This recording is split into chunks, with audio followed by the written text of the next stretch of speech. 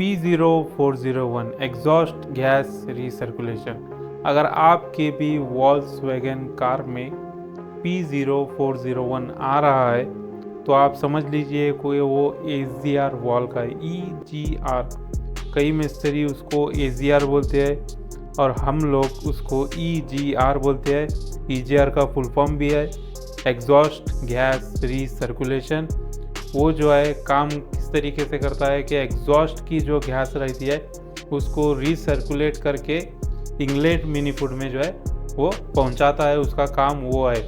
और उसके वजह से क्या होता है कि कार्बन स्टक हो जाता है उसके वॉल में। EGR वॉल रहती है उसमें कार्बन स्टक हो जाता है और उसके वजह से वो वॉल ओपन नहीं होती।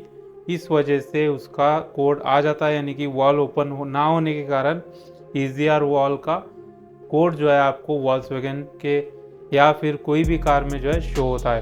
तो आपको क्या करना पड़ेगा, EGR वॉल का अगर कोड आ रहा है या फिर आपको चेक इंजन आ रहा है और आपने चेक किया उसके बाद में P0401 आ रहा है तो आपको क्या करना पड़ेगा उस टाइम में।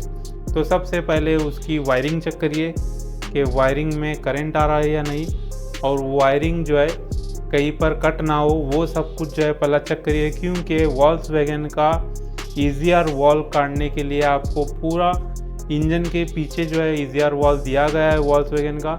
तो इस वजह से आपका पूरा दिन या फिर 2 दिन भी लग सकते हैं वो काटने के लिए, क्योंकि उतने ज़्यादा पीछे जो है उतने ज़्यादा अंदर जो है EGR वॉल दिया गया है वॉल्क्सवैगन के लिए। तो आपको उसको बहुत टाइम लगेगा निकाल कर क्लीन करने के लिए। तो सबसे पहले आपको उसकी वायरिंग चेक करनी पड़ेगी। वायरिंग आप चेक कर लीजिए, वायरिंग अगर आपकी सही है तो आप जाइए और उसका EGR वॉल पूरा निकाल लीजिए। और निकालने के बाद जो आपका कार्बन जमा हुआ है उस कार्बन को पूरा जो है पेट्रोल से, केरोसिन से या फिर डीजल से धोकर क्लीन करके और इसका वॉल वर्क कर रहा है या नहीं वो पूरा चेक करके आप जो है उसको फिट कर लीजिए। और फिट करने के बाद आप क्या करिए कि आपने OBD स्कैनर में चले जाइए और उसको क्लियर करिए या फिर उसको डिलीट करिए, तो आपका प्रॉब्लम जो है सॉल्व हो जाएगा। तो सबसे पहले आपको उसकी वायरिंग चेक करनी पड़ेगी और वायरिंग चेक करने के बाद ही आपको EGR वॉल जो है निकालना पड़ेगा।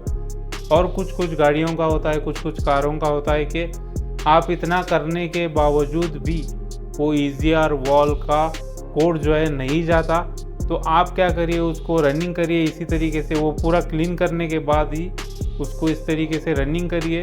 तो रनिंग करने के बाद जो है उसको पता लग जाएगा कि वॉल जो है क्लीन हो चुका है और वॉल जो है वर्किंग कंडीशन में है। तो वो जो है अपना स्कैनर यानी कि स्कैनिंग करने के बाद वो जो है ऑटोमेटिकली इरेज कर देगा, या फिर जो है आप एक रनिंग करके या फिर जो है ट्रायल मार के आप जो है आकर उसको इरेज कर सकते हो।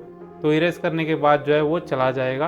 और उम्मीद है कि आपको ये वीडियो पसंद आया होगा। पसंद आए तो इस वीडियो को लाइक करिए, क्योंकि इसी तरीके के वीडियोस जो है मैं आपके लिए बनाता रहूँगा।